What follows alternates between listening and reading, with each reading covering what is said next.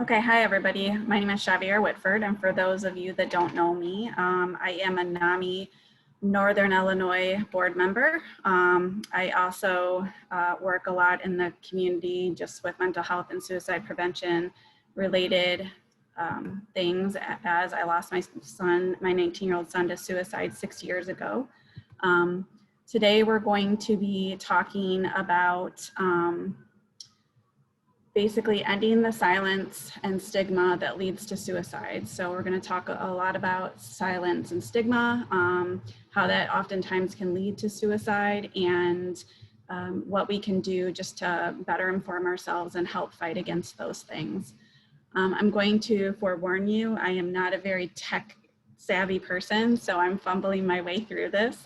So bear with me if there's a little delay in switching slides and such, but now that I've introduced myself, we'll move on and talk about stigma a little bit. So I love this quote because it basically says everything that I truly believe. Any stigma that's still connected with mental illness and addiction continues to prevent people from choosing life-saving treatment options. So we know that oftentimes there are people that are struggling and they refuse to go get treatment, or they're delayed in getting treatment because of the stigma that surrounds mental illness in general. And I want to talk a little bit about that today. So we know that stigma is a mark of disgrace that's associated with a particular circumstance, a quality, or a person. And some people describe stigma as feeling of shame or judgment from someone else. Stigma can even come from an internal place where we start to confuse feeling bad with being bad. And so as we move forward, I wanted to kind of talk a little bit about what we know about stigma. So we know that stigma is when someone, or even you yourself, views a person in a negative way just because they have a mental health condition. I'm sure if I asked you if you have ever met anybody who had a negative view of some sort of somebody with a mental illness, in our lifetime that we probably crossed somebody. You know, in my own experience, I've had people say, oh, if people are struggling with a mental illness, it just means they're weak spirited or they're weak minded. And that's so not true. And that's what we want to start to change, the perception and the understanding of that as we start to educate people in the community around stigma. Obviously, we know navigating life with a mental health condition can be tough. It causes isolation, there's blame, there's a lot of secrecy and silence, which we're going to be talking about tonight as well, that often is encouraged by the stigma and can create huge challenges to reaching out, getting needed support, and living well. Moving on, I wanted to talk a little bit about, we know that obviously 1 in 4, the old statistic was 1 in 5, but now we found a new statistic that shows 1 in 4 actually are affected by a mental health condition in their lifetime. 60% of people with a mental illness do not seek help because due to the stigma that's associated with it and being labeled as mentally ill. You know, oftentimes when I'm talking to people and I'm trying to educate them on the difference between, you know, there is no difference, right, between mental illness and physical illness, but oftentimes it's treated very differently.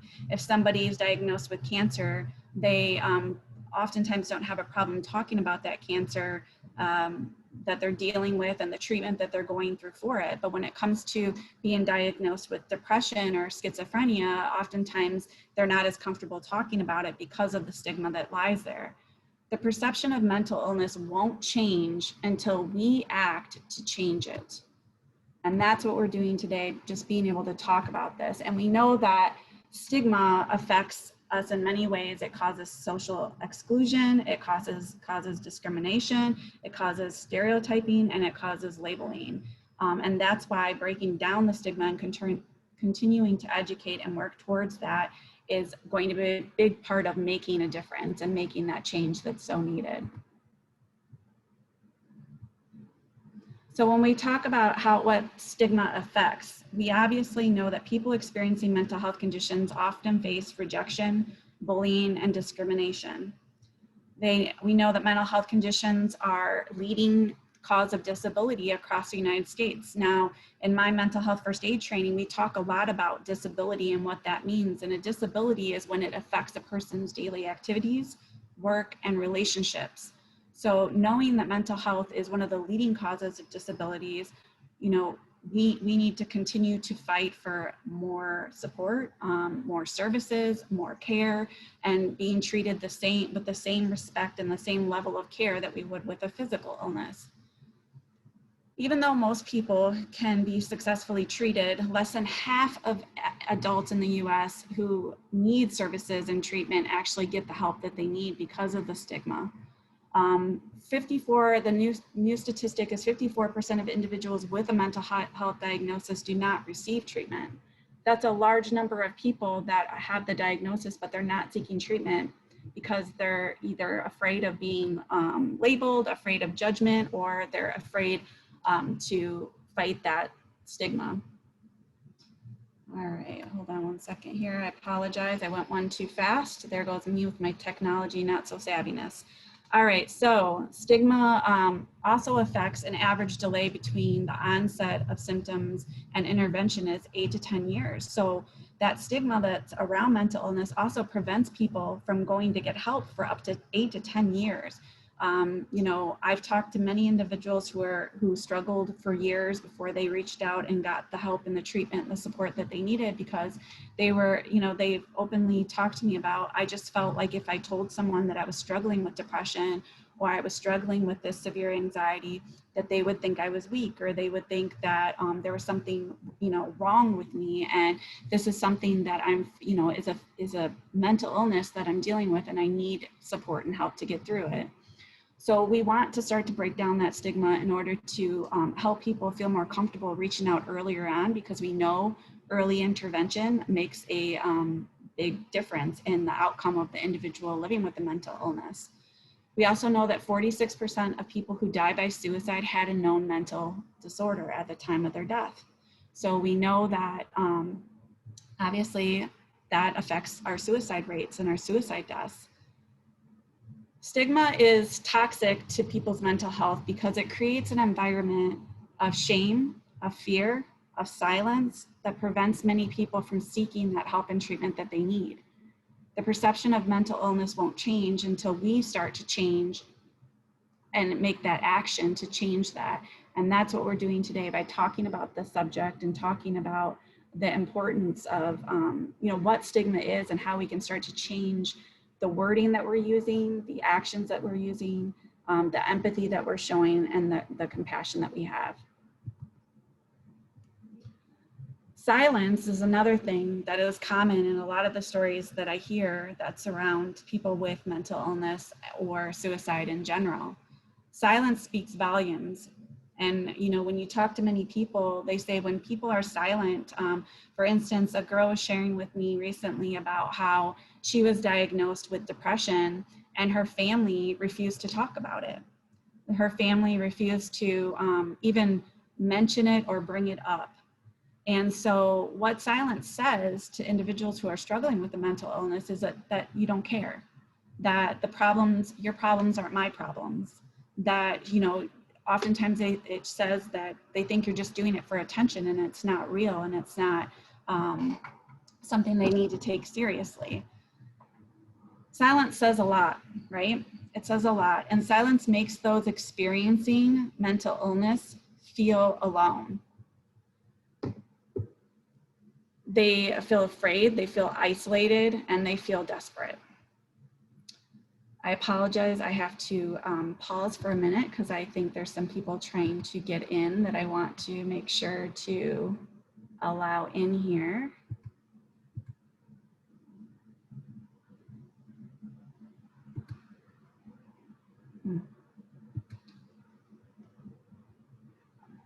Sorry.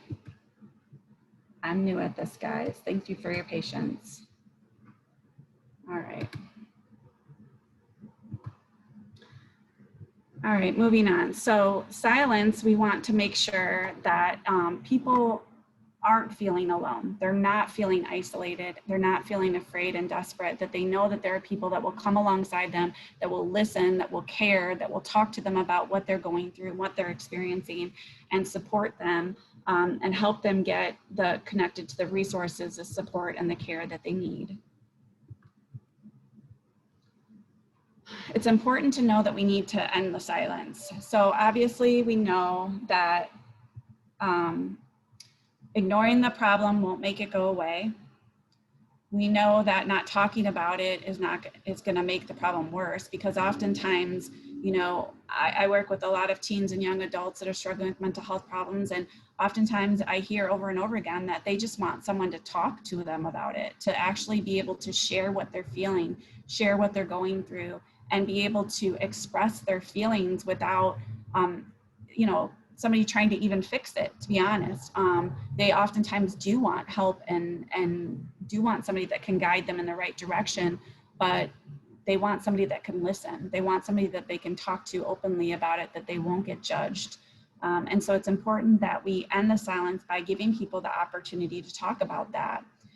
Because if we don't, it's going to cause more people to feel isolated and withdrawn in their experience that they're dealing with. There's nothing to be ashamed about talking about your own experience. That's going to start to help break down the stigma, because I myself, having lost my son to suicide and experiencing mental health myself, my own struggles, you know, it's interesting to me, and I'm sure you guys can relate in some way or another, where, you know, when you bring it up to somebody that you don't even know because of a conversation, you know, you overhear a conversation, somebody that is talking about someone that they lost, and you say, you know, hey, you know, I happened to lose my son to suicide 6 years ago. And then another person that's in the conversation says, I lost my brother to suicide. And this person says, you know, I lost a cousin a few years to suicide. Once you start opening up that conversation, once you end the silence and you give people permission to talk about what they're feeling, to talk about what they're going through, it's amazing how healing and how you can feel connected with other people, and that stigma starts to break down, because you start to realize that you're not the only one experiencing this. You're not the only one that's feeling that. And that's important.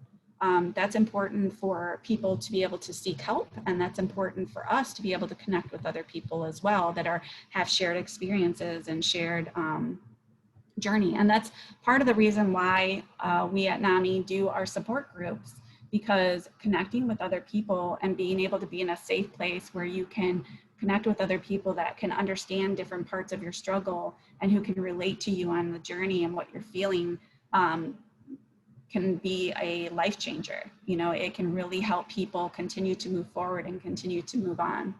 And so that's important that we have those opportunities. We want to replace silence with words. So some questions that we can ask people to kind of, if we're not comfortable, we don't know what to say, we don't know how to approach it, simply just tell somebody, if they're talking about, like, I've been very depressed, I've been, you know, struggling with anxiety, just say, how can I help you? They oftentimes, when you're struggling, they know what you can do to help them, but nobody usually asks. So, you know, it's just a simple, how can I help you? What do you need from me? You know, what do you need from me? What can I do to help you?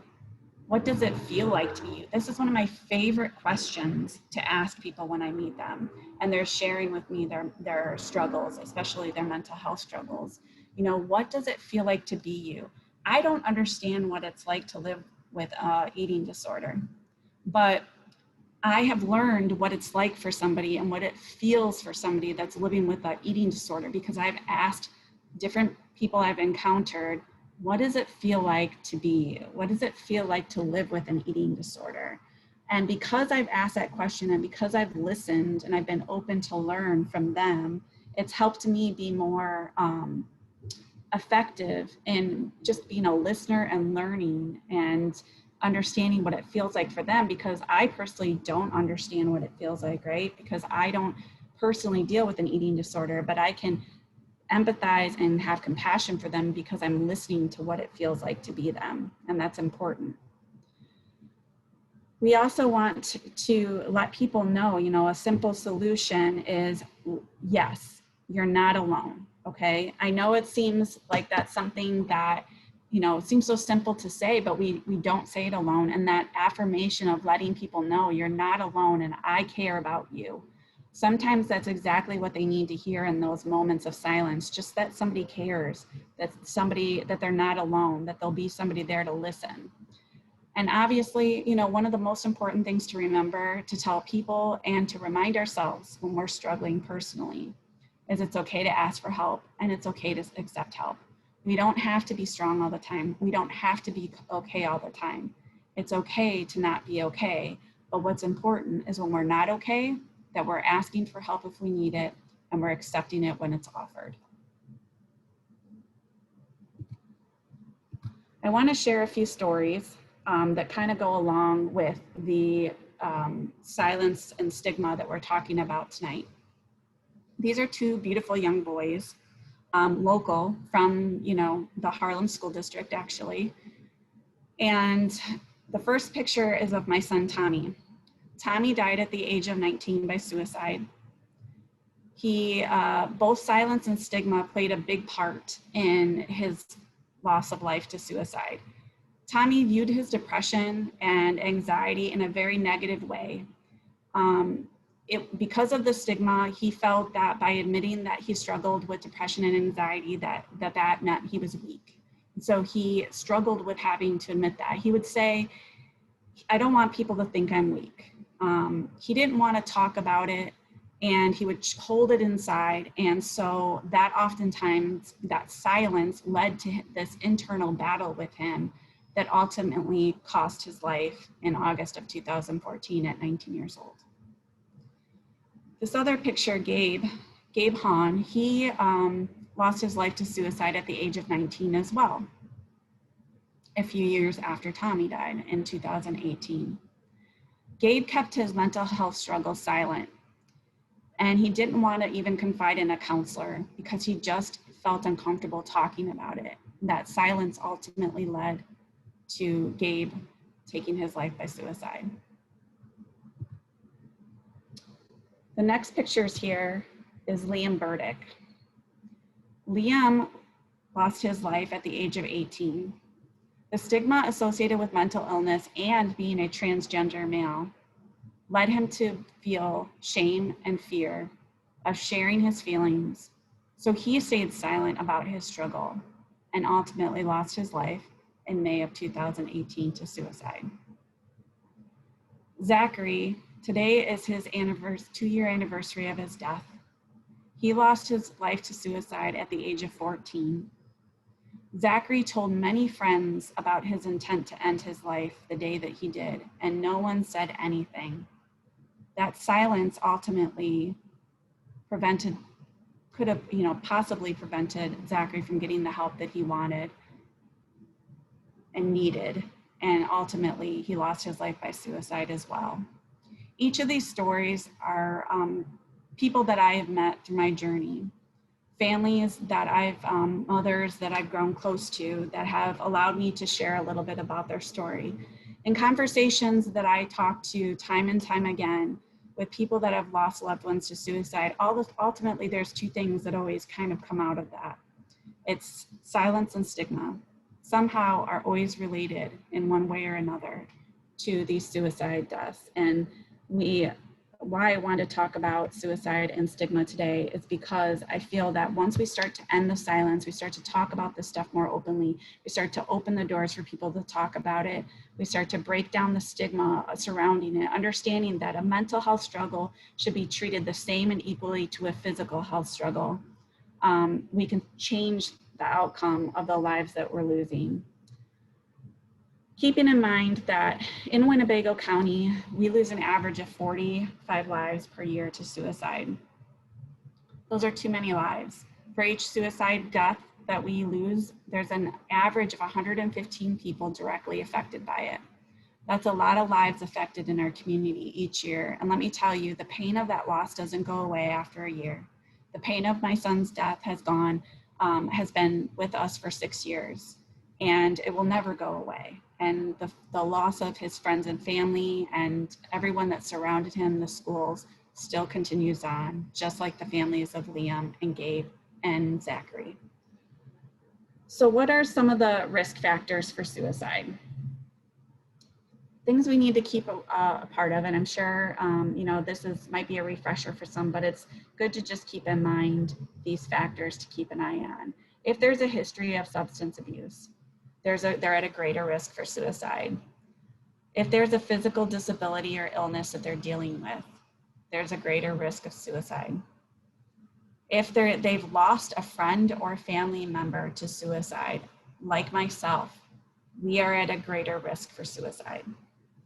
If they've been exposed to bullying and bullying behavior, they're at a greater risk for suicide. If they've been diagnosed with a mental health condition, or if there is a close friend or family member that they lost recently in death, they're at a greater risk. If they have access to means, or if there's relationship problems. This is a big one for especially teens and young adults, but for all ages. Also, if we know that there's been previous suicide attempts, that makes them twice as likely to attempt suicide again. That doesn't mean that everybody that's attempted suicide once will again, but they're at a greater risk for attempting again. So that's something to keep in mind as well. Some additional risk factors that I always like to touch on is simply this: bullying. 1 in 4 kids are bullied on a regular basis. The mental effect that bullying has on individuals of any age is life-lasting. It can really deteriorate somebody's self-worth, self-love, and when they're bullied, oftentimes it can lead to mental health issues, which can also lead to suicide, so they're at a greater risk. Body image is a big thing as well. By middle school, 40 to 70% of teens are dissatisfied with their body size. And I can tell you, being an adult in my 40s, there are a lot of people, even at our age, that are dissatisfied with their body size. And because of that, they start to struggle mentally with what they're feeling about themselves. And so that puts them at a greater risk as well. Sexual abuse. 1 in 3 girls and 1 in 7 boys are sexually abused by the age of 18. That's a really hard statistic to really see and just grasp, is that so many people are affected by sexual abuse. And we know that trauma of sexual abuse can really affect people with their mental health. And so it's important that we understand, and when we look at these types of things, bullying, body image, sexual abuse, when we really think about that and we step back, what else is associated that we've been talking about all night with these 3 things? Stigma and silence, right? When you're bullied, oftentimes you're so hurt, embarrassed, fearful that you stay silent, right? When you have a body image issue that you're struggling with or you're dealing with, there's stigma related around that in our society. And there's often times we don't talk about the fact that we might not be happy with our size. We might need to gain weight, or we might need to lose weight, or whatever that is. And sexual abuse, we all know that oftentimes when people are sexually abused, they don't speak up out of fear, out of, just feelings of not wanting people to know, and scared to tell anybody what they might think, what they might feel, the judgment that might come with that. And again, because of that silence, and because we're not openly talking about these things and bringing these things to light, oftentimes it can lead people to hold those feelings in, and they can be at a greater risk for suicide. Suicide warnings, warning signs, some things to be aware of. Obviously, we know that signs are what we see, symptoms are what they feel. So we, as people on the outside looking in, we're going to be looking for signs, right? We're going to be looking for the things that we can see in a person that's changing, things that we can see that are different. They are going to feel different symptoms, but we may not be able to see that, right? So we definitely want to focus on the signs that we can see. Change in behavior or the presence of an entirely new behavior is a big sign that there's something more seriously going on. I can tell you that, you know, with my son's story specifically, he, the few days to the week before he took his life, his behavior changed pretty rapidly, where he started to kind of isolate and, you know, didn't come around like he usually did and things like that. So there's different things that we might be able to see that we need to take pretty seriously and ask those questions, you know, of what are you going through? What are you feeling? What does it feel like for you right now? One thing to keep note of too is that most people, not all, who take their lives exhibit one or more warning signs, either through what they say or what they do. So those are things that we can be aware of and we can pay attention to. So what are some of those signs? Talk, right? Some of them are going to be very obvious. If people are talking about killing themselves, if they're talking about feeling like they're a burden to everyone, if they're talking about feeling unbearable pain with the situation that they're going through, if they're talking about feeling trapped or having no reason to live, those are signs that we need to take very seriously. Oftentimes, you know, in the younger culture, I find that things like this are said kind of as a joke, and I don't take them as a joke ever. I take them very seriously, and I'm trying to educate the teens and the young adults that I work with in the community that these are not things to joke about. Saying, oh, if I have to take this test, I'm going to kill myself, right? Those are not things to joke about. Those are not things, those are things that when we say those things, people are going to take it and should take it very seriously. And so we should only say those things when we truly are meaning it and we truly need help. Other warning signs for suicide is behavior. So if we start to see that they're increasing their use of alcohol and drugs, more than they, you know, if they've already been using alcohol and drugs, but now they're becoming, you know, excessive at it. If they're acting recklessly, if they're withdrawing from activities and isolating from friends and family, those are huge signs. If we know that they're, you know, we see them searching up ways to different ways of suicide or talking about different ways of suicide, those are things that we should be very aware of. Sleeping too much or too little, giving away possessions, if they're starting to show signs of aggression that normally haven't been there, that change of behavior, pretty significant when we start to see those things. And then mood, if you've noticed the person just has a loss of interest in everything that they used to be interested in. Somebody that, you know, always played volleyball and was on club volleyball and then all of a sudden no longer wants to play volleyball. If they're showing a lot of irritability or rage, if they're having high anxiety that you can physically see by the way that they're acting and the way that they're responding to things. Their depression, you can see that as well. When people are starting to just show signs of depression that you can physically see, these are things that we can be aware of and we can pay attention to. So what can we do to end the silence, to end the stigma, right? To save lives?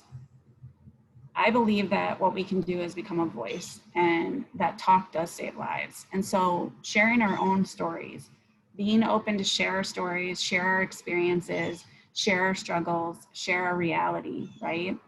To let people know that they're not alone. They're not the only ones that are dealing with these different types of daily struggles or mental struggles that we're going through. Encourage others to share their story. You know, one of my favorite things to do when I meet somebody new is I say, you know, what's your story? And oftentimes, you know, I get that kind of look like, what kind of question is that? Share my story. We all have a story, right? We all have multiple stories. You know, we can, depending on who we're dealing with and who we're talking to, there's so many different stories throughout our lives that we can relate to people with. But showing people that it's okay to talk about their stories and not just the good parts, the real parts. Learning the signs and symptoms like we talked about tonight. Becoming a supporter and an advocate, being a part of our organizations like NAMI and the different organizations that are through the community to be able to be a supporter and an advocate for those that are living and dealing with mental illness every day. And then educate others. Whenever I get a chance to, when somebody says something, you know, like a simple example is, one of the things that I've learned after losing my son is that it's incorrect or not encouraging and uplifting to say that, you know, when we talk about suicide, we say they died by suicide or lost their life by suicide. And, you know, like trying to educate people on that and trying to help people understand why that's important and why that's something, that's the correct way of talking about it. It's instead of saying committed suicide, because, you know, history shows that committed means that it was a well thought out decision that they committed to. So somebody committed a burglary, right? They committed a murder, right? So it's something, you know, we've learned and tried to educate people on. So when somebody says, oh yeah, this person committed suicide, you know, if given the opportunity, I try to educate them on, you know, it's better to say they died by suicide or they lost their lives to suicide. And this is why. Finding opportunities to really educate people. And let me tell you that in that opportunity, sometimes people don't want to be educated. It's sad, but there's people out there that just believe what they believe and they don't want to learn or hear anything different. But there's a lot of people out there that are open and willing. And it's something that we can do to help save lives is to be that person that when given the opportunity, we educate people. We help them understand and learn what they can do. So some of the resources that I wanted to share tonight are just, you know, obviously we have our national suicide hotline number, which is very easy to remember, the 1-800-273-TALK. But we also have a national suicide text number. You can text 741-741, just like you can call the hotline number 24/7, and you can get a crisis care person that can talk to you, or if you're struggling yourself, or if you're trying to help somebody that's struggling. Oftentimes there was a misconception about that the hotline number and the text number was just for individuals who are struggling with suicidal thoughts to call themselves. But the reality is it's a support for anybody who's trying to help somebody who's feeling suicidal. I often tell people, you know, I do mental health first aid training, but the one thing you need to remember is if you don't know what to do, you forgot everything I said because you're upset, you're stressed, your friend or your family member struggling, call or text. They'll walk you through it. They'll help you out. They'll get you connected to the resources that you need. And so that's good to remember.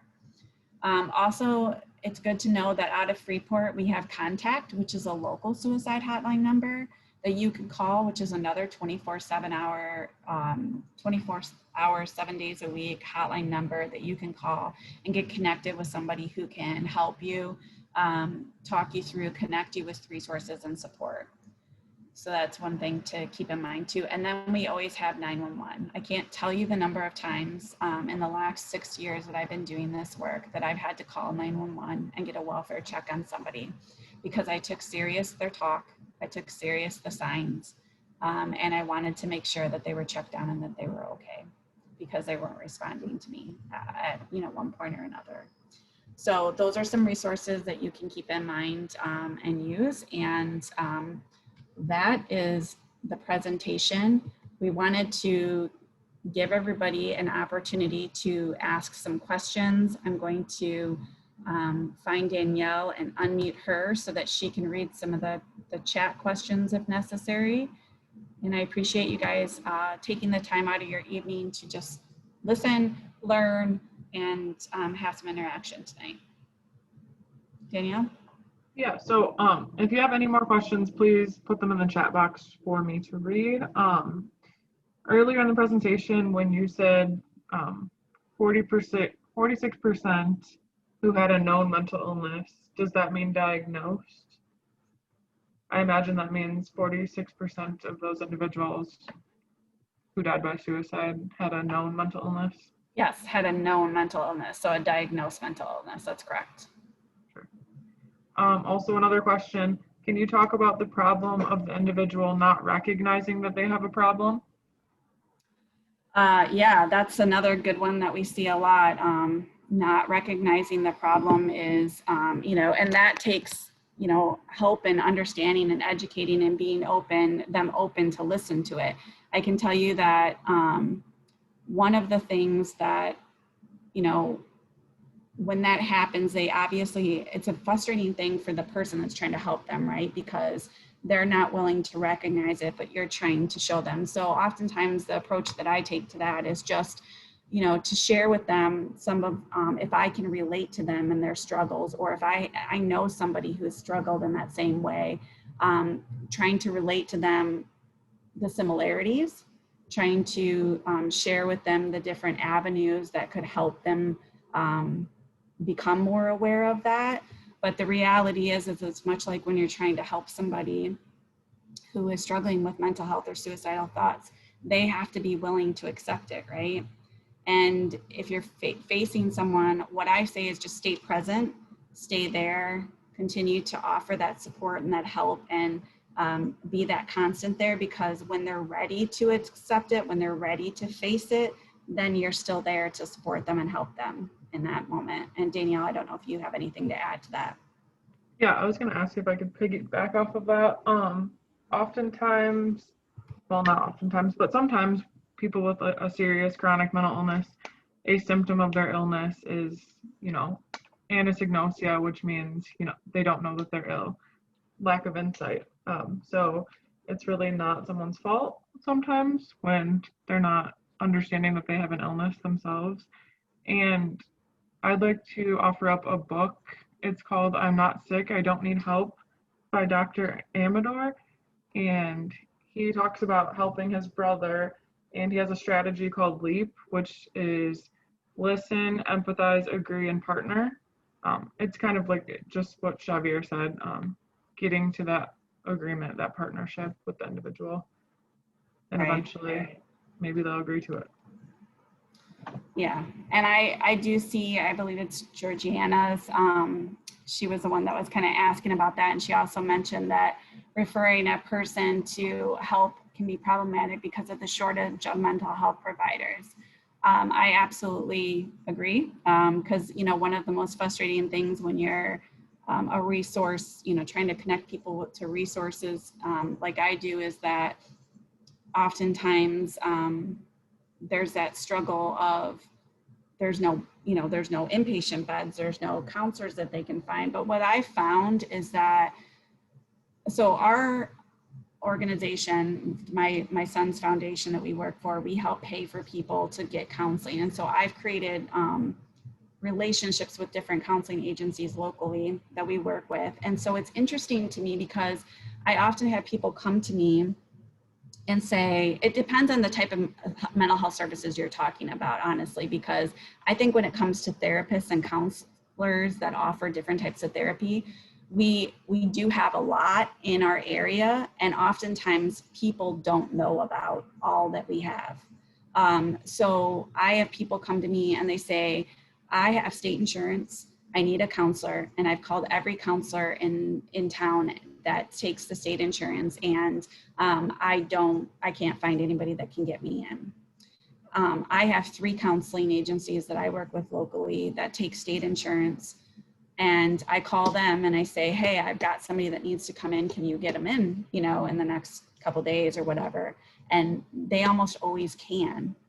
So I don't know if it's an issue really with like when you're looking for counseling or therapy in general, like if there's just the database that they're looking off of isn't complete. But I know that that's something that I encounter often. And I'm not sure if, Georgiana, if you want to be more specific about the mental health services providers that you're discussing. Were you talking about counselors and therapists, or are you talking about something differently? Is this something that you think you want to open up for, like, speaking discussion? Want me to unmute her? Or you can unmute her? I think I can too. Let me try to figure that out. If she doesn't mind that I'm unmuting her. Nothing like putting somebody on the spot, right? Okay, can you hear me? Yes, we can. Okay. I am in Champaign County, Champaign, Illinois. I belong to the NAMI affiliate down here. Okay. And we certainly have mental health service providers, but not enough of them, so that if you try to get in to see somebody, you may have a 6-month wait. Mhm. Yeah, we have a similar thing here with psychiatrists that can prescribe medication. There's definitely a shortage of that here in our area.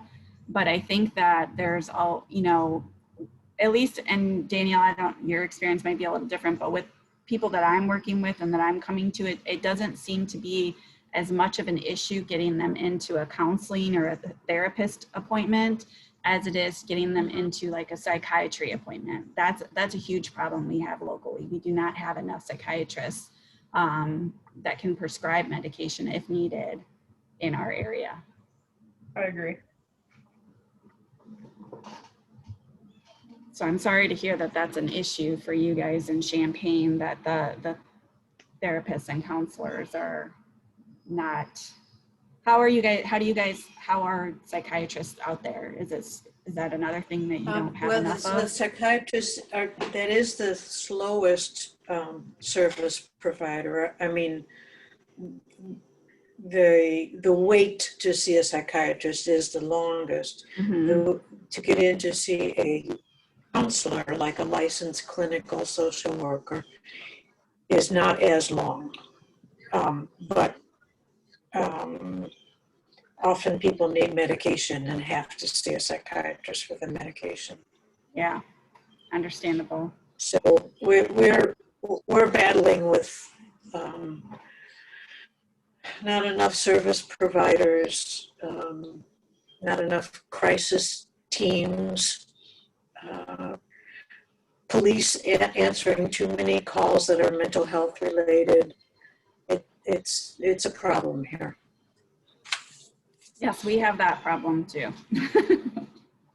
We're actually having a lot of Yeah, conversations yeah. around that in our community with the police and mental health right now. So Hey, Xavier, Yeah, trying Eric, to separate. I'm Yeah. sorry. Thank you. Eric said he would take over asking questions for me. I have to jump off. I apologize. Okay, But thank you sounds so good. much. Yep. I just want to mention for those, it looks like Joyce, I'm kind of reading them now, Eric, so I should be okay, but I just couldn't do the presentation and read, not that multifunctional. But Joyce mentioned that family counseling services takes Medicaid from or people with no insurance, and they don't turn anybody away here locally in Rockford, and I am very aware of that great service that they provide there. And then Christopher says, once diagnosis and in the spotlight, does the increase risk suicide? Actually, that's a good question. So he's asking is like, once you get diagnosed and you're kind of put in the spotlight with a mental illness, does that increase suicide risk? Everything I've read and everything training I've been in and my own experience with individuals that are struggling with suicidal thoughts is actually the opposite.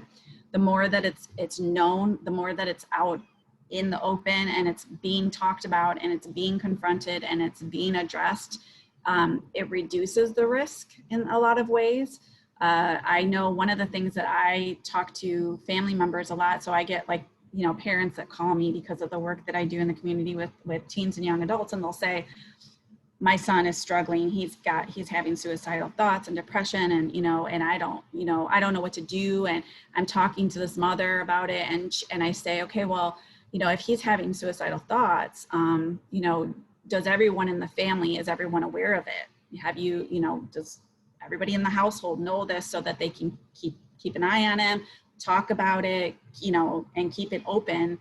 And they oftentimes say, well, no, I don't want to tell anybody. I don't even want to tell my husband. I don't want to tell his older brother because, I don't want them to know. And I always say, the more people that know and you're able to talk about it. And when I say that, I mean like, be able to talk about it like, hey, we might not understand what you're feeling this way right now, but like, we're here to support you. We're here to listen. Like, what can we do to help you? That it seems to make the person feel a little bit more comfortable, a little more at ease about talking about those feelings. And I can tell you 9 out of 10 times when I talk to individuals who are suicidal or have been suicidal, they say that once they're able to talk about it, talk about what they're feeling, what they're thinking, what they're going through, that they tend to feel better. Okay. And that's not every situation, because we know that there's, brain chemistry and all sorts of other things that play into that, right? And not every situation is that way, but sometimes it's just that buildup of, they can't get out of that, what I call stinking thinking, their brain is taking control. And so if they're able to kind of process through what they're going through, what they're feeling, and talk to somebody about it, it can make a big difference. I hope that answered your question. And then the next comment was, I think people forget that primary care providers can also prescribe antidepressants. Yes, that's very true. And sometimes that's definitely an option. I know for my son, I was able to get him into a primary care physician for his depression medication before I could get him into a psychiatrist. Doesn't look like there's any other questions. It's about 6:50, so we're done a little earlier than we had thought, but if there's no other questions, I just want to thank everybody for your feedback, your comments, your questions. If I missed anything, please let me know before we close out here, but I just want to thank you for your time, for listening, for being willing to talk about stigma and silence and suicide in general, which, I always say those are the 3 S words nobody seems to want to talk about, but they're the 3 S words that we need to be talking about. So thank you for your time, and thank you for hopping on tonight. And again, have a great night, and we look forward to the next time that we can do one of these trainings. Have a great night, everybody.